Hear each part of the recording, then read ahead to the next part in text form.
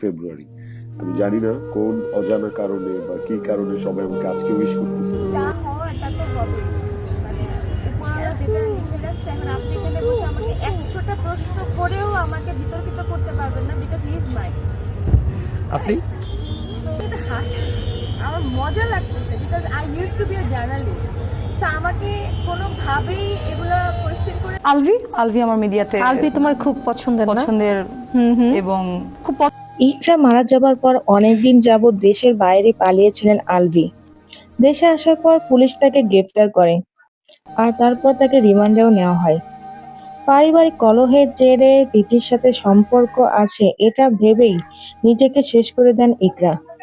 আর তারপর বিদেশে এতদিন পালিয়ে থাকার পর দেশে আসার পর তাকে আটক করে পুলিশ। প্রথমে তাকে জামিন না দেওয়া হলেও আজকে তাকে জামিন দেওয়া হয়েছে। হাইকোর্ট জামিন দিয়েছে আলভিকে।